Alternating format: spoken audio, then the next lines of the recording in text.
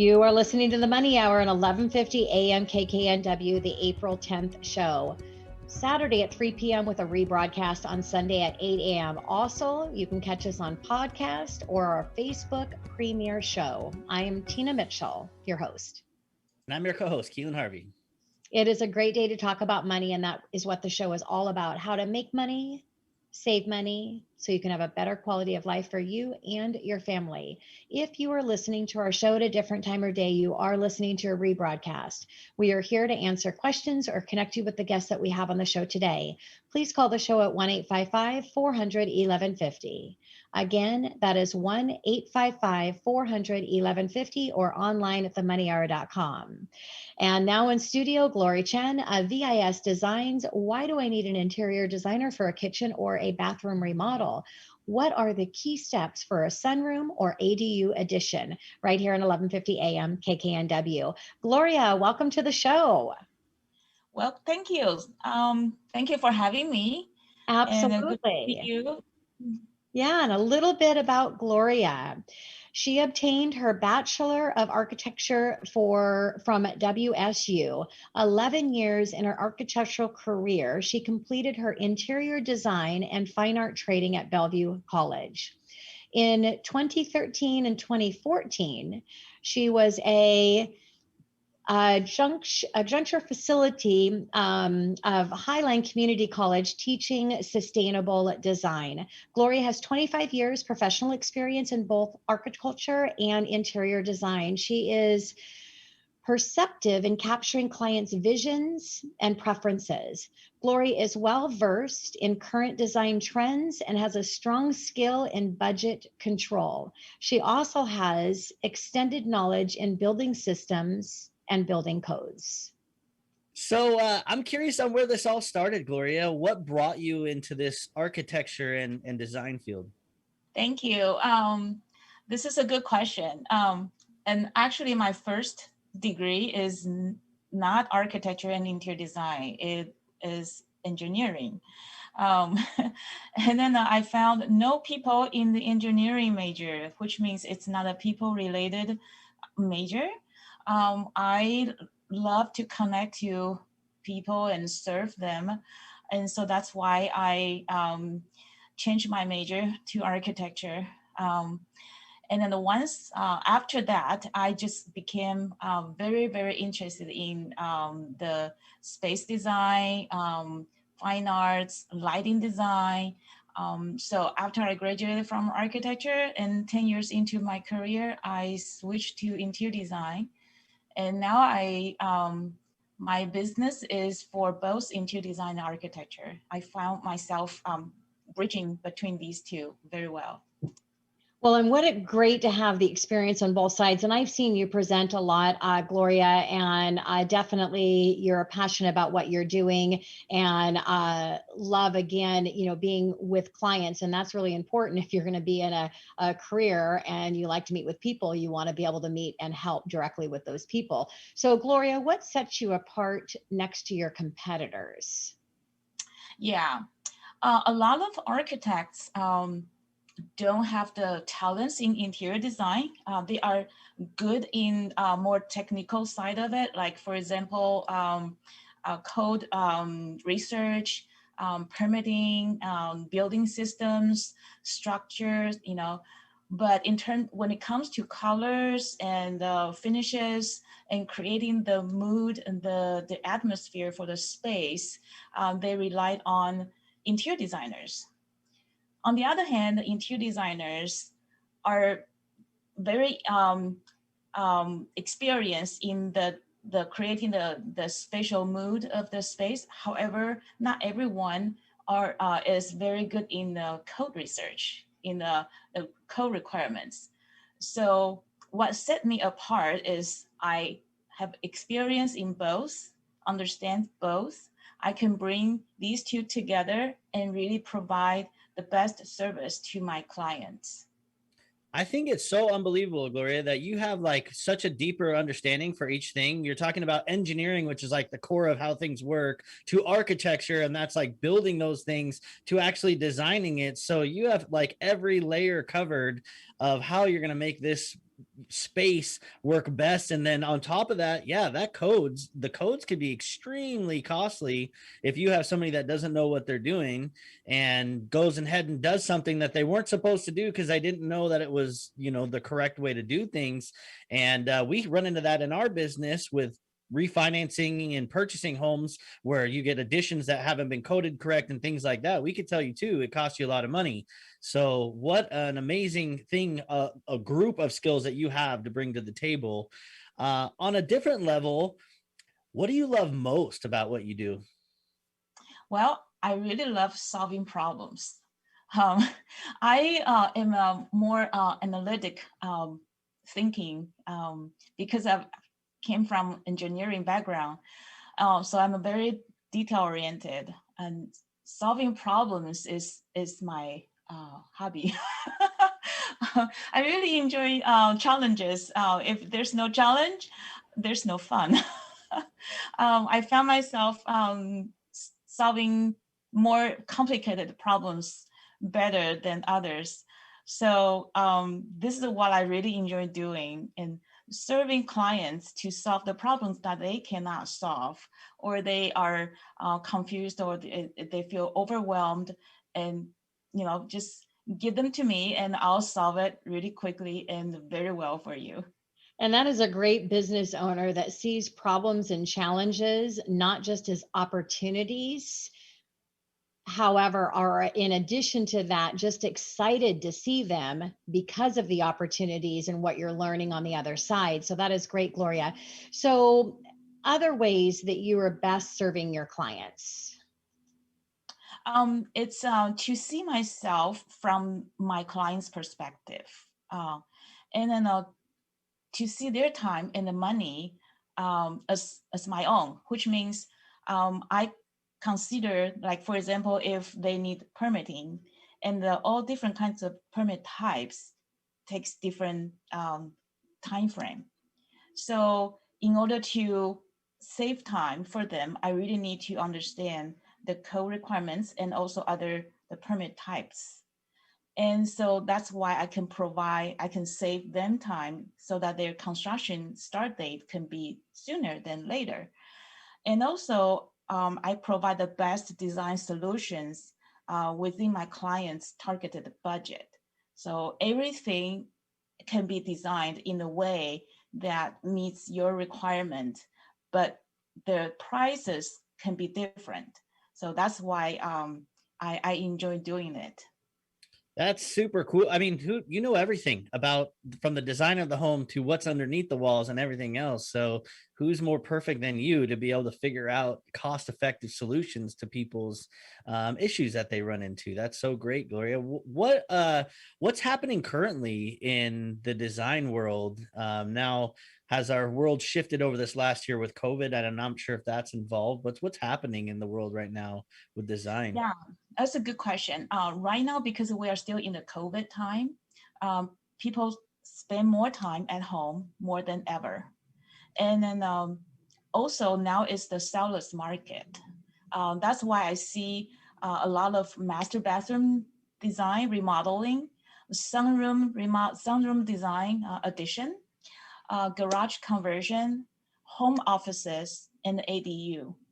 The reason for that is, you spend more time at home. You never you don't like this tub, and then this is old fashioned, and also the shower room is just too small, and you really want to bring the life quality, to improve your life quality better for your home time.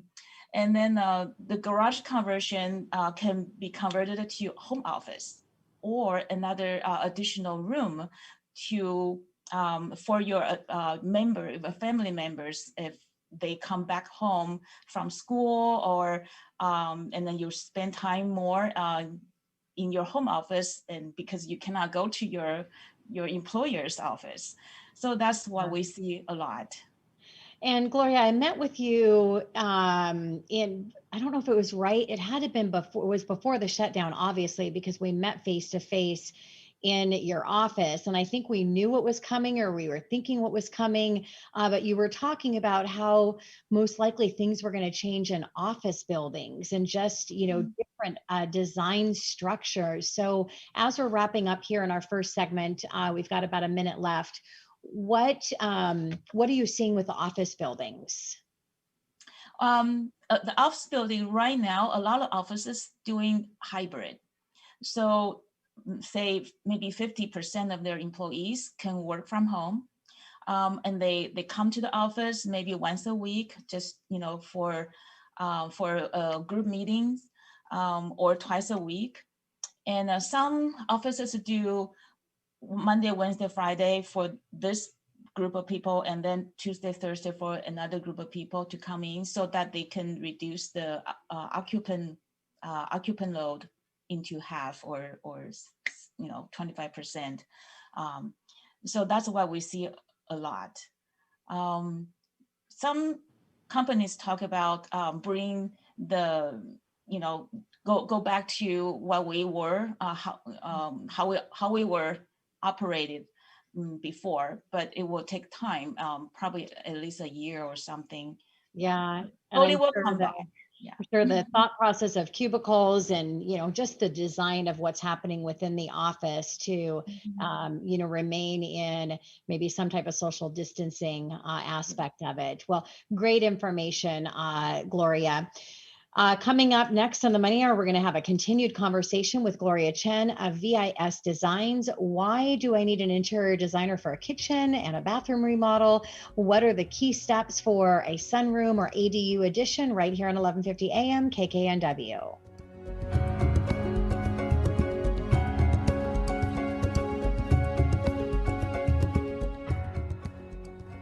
You're listening to the Money Hour on 1150 AM KKNW, the April 10th show. Our show airs on Saturday at 3 p.m. with a rebroadcast on Sunday at 8 a.m. You can also catch us on podcast or our Facebook premiere show. I am your host, Tina Mitchell. And I'm your co-host, Keelan Harvey. We are here to help you build a strong financial blueprint 1 week and one show at a time. If you are listening to our show at a different time or day, you are listening to a rebroadcast. We are here to answer any questions or connect you with the guests that we have on the show today. Please call the show at 1-855-400-1150. Again, that's 1-855-400-1150 or online at themoneyhour.com. And now our continued conversation with Gloria Chien of VIS Designs. Why do I need an interior designer for a kitchen or a bathroom remodeling? And what are the key steps for a sunroom or an ADU addition right here on 1150 AM KKNW?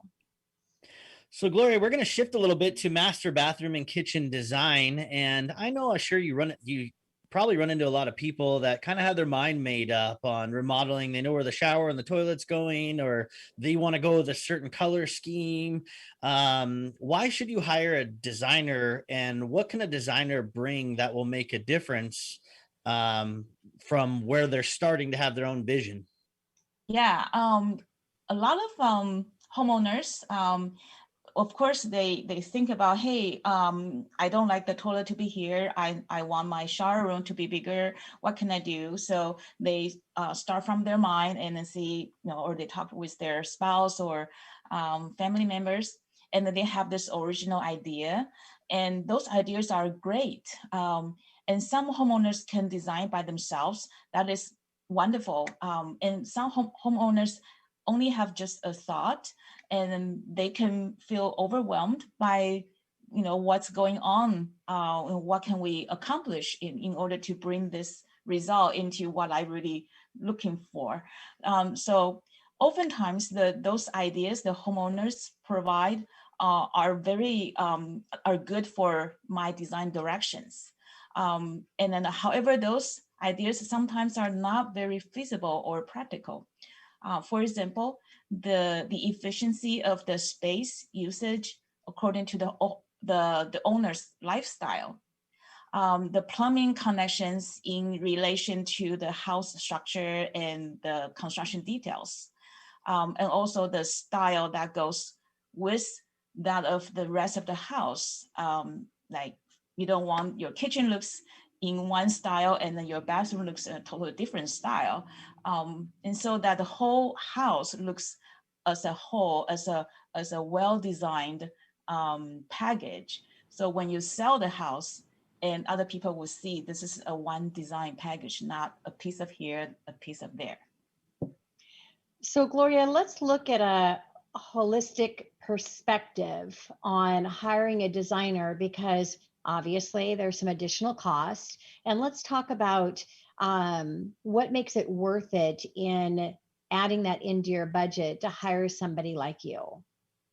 Yeah, a good designer will help the homeowners to increase the house value. So not just to bring a good design to the house, but your house value will increase at the time that you are ready to sell. Um, and and also, most importantly, the material selection that contributes to the overall construction cost will make a huge difference. A good designer should not only provide trendy design, but also select materials, fixtures, and equipment to meet the owner's targeted budget. So that's why we need a designer that really see the whole thing, not only from the design perspective, but also from the budget perspective. And that will help the homeowners to actually save more money in the construction, not just to spend some time to hire a designer, but a good designer can save you way more than the fee you pay to the designer. You know, one of the things I love when remodels done right is seeing some of the impacts, like blowing out a wall to spread out a kitchen, or things that with your advanced knowledge, Gloria, that you can make such a difference in a home and change that home forever for something magnificent.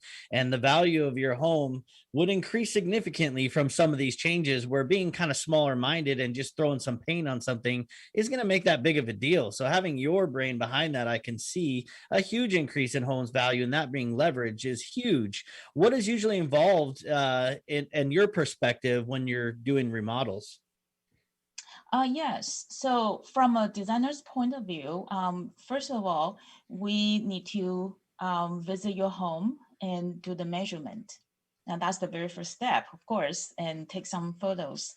And then the designer will bring back to their office and transfer those information to a digital drafting software.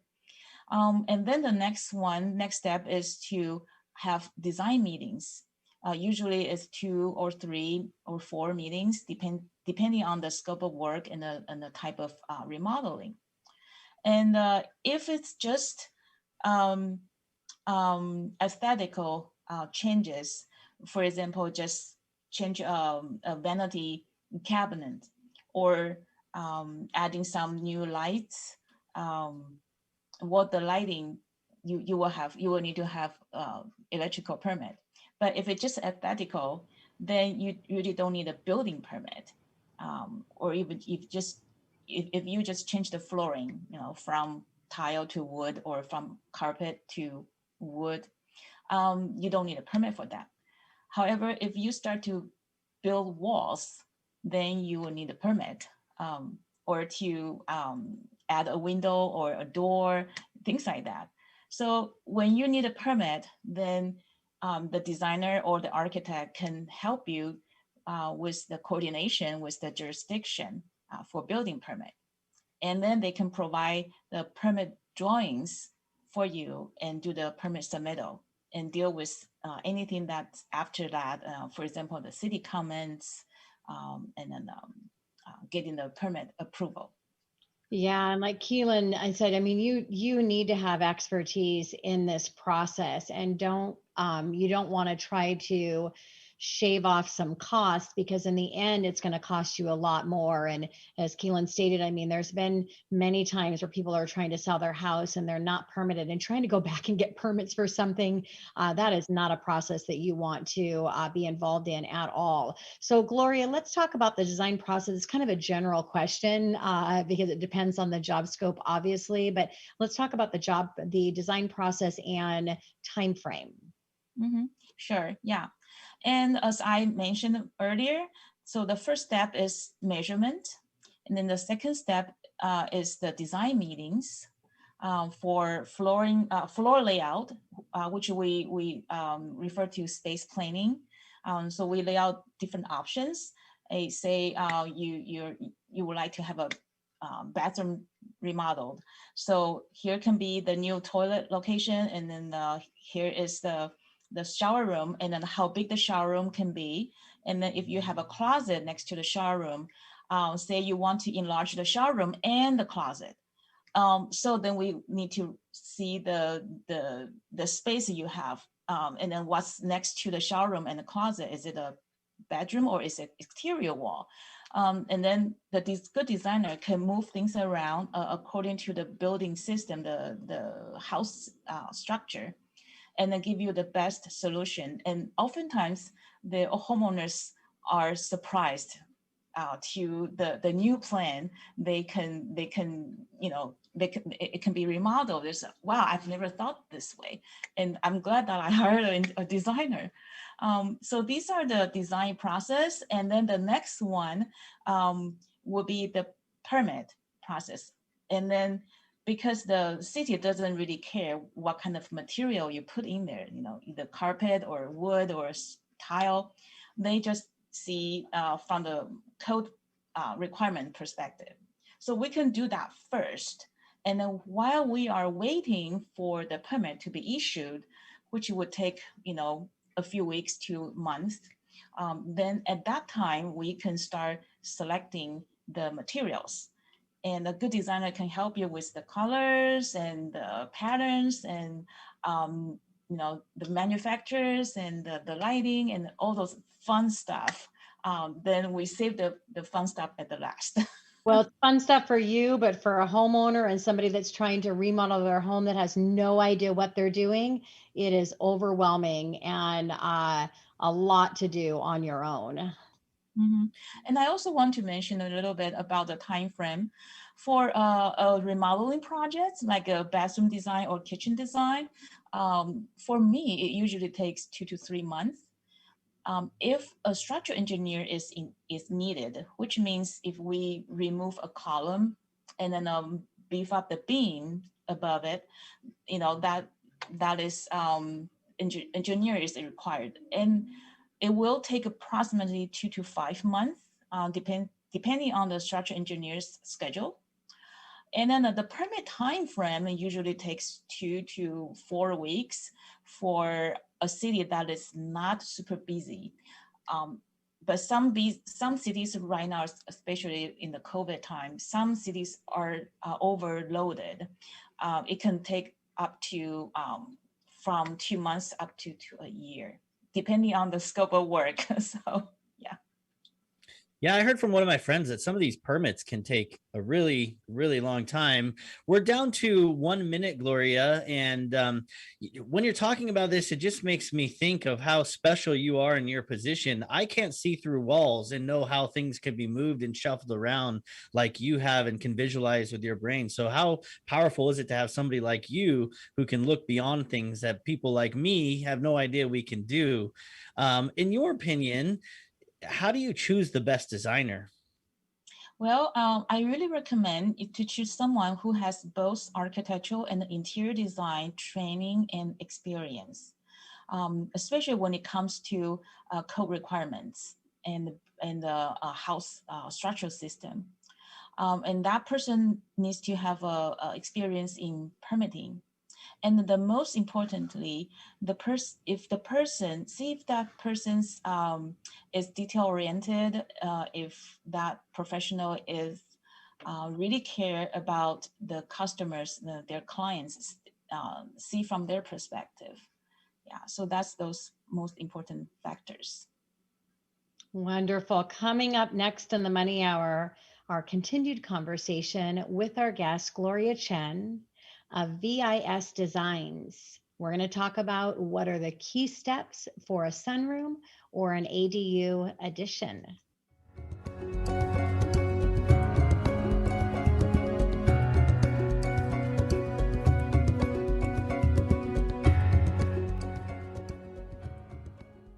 You are listening to the Money Hour on 1150 AM KKNW, the April 10th show. Catch us on air Saturday at 3 p.m. with a rebroadcast on Sunday at 8 a.m. Also on podcast or our Facebook premiere show. I am your host, Tina Mitchell. And I'm your co-host, Keelan Harvey. We bring into studio each week the best of the best experts in our local market on everything that has to do with your money. And back with our guest, Gloria. We're going to skip over to sunrooms and ADU design, Gloria. And this is kind of the talk of the town. It's been with this low inventory, DADUs, ADUs, we get a lot of this talk of people wanting to take advantage because there's lack of space to build in and such. What should we consider when it comes to a sunroom or an ADU design? A sunroom and ADU is considered an addition. So when it comes to addition, there will be structure involved, of course, and then it will be the exterior appearance involved. So the first thing is I will recommend my client to check with your homeowner association to get their agreement and the permission, and then and get their design standards. And they might have some special requirements. Say, hey, we understand you want to add a sunroom. So here are the standards that you can do this kind of sunrooms, but not this type, because that doesn't really fit into our neighborhood. So first thing, you want to talk to your homeowner association about it. Second is you can have the design professional to check the zoning requirements for you. The things are important for those additions are the setbacks, impervious percentage, which means, in your backyard, you might have concrete patios or stone pavings. And then those things are considered impervious, which means the water, the rain comes down and then it will go to the city's storm water system. And the city doesn't want too much of the rainwater to go into their system. So they want to make sure you meet their maximum impervious percentage. And so that affects how big your sunroom can be, and your ADU, where your ADU can be at in your backyard. So those are the first thing you need to do as a due diligence. So Gloria, I mean, there's a lot that's happening and a lot that's going on in all of this. How many professionals are involved in the entire process?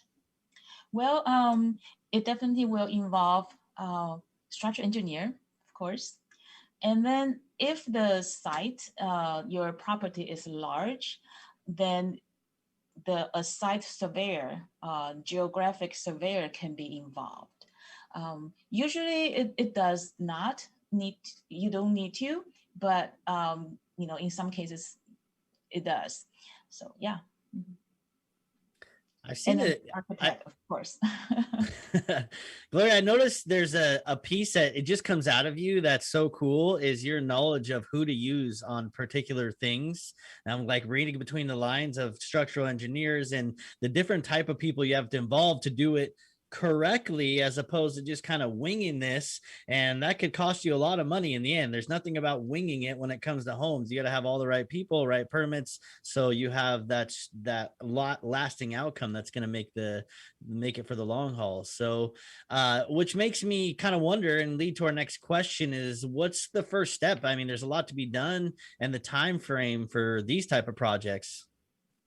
Yeah, the first step is to find an architect that has the experience in zoning research, also in coordination with the structural engineer in the permitting. So after you find this person, then, and of course you talk to the HOA, your homeowner association, then doing the zoning requirement research. This can be done by your hired professional. So, Gloria, what single project would you consider most significant and provided the most successful outcome for your business? Mhm. Yeah, that's a good question. I would like to mention a project that we recently finished at the end of last year in November. This is actually an office building lobby design. This design attracts REI to lease the entire building. I want to change my background so you can see if you are able to see it. This is the space that I designed. This is the elevator lobby. And other space, like this one and this. So you can see the bug Beautiful. in the middle. So there is a bug in the space. Why this space is so significant to me and also the owner is we started designing in 2017. This building is in Issaquah, and the owner wants to make the building a really unique design. And because it's in Issaquah, and the Issaquah is the gateway for the nature.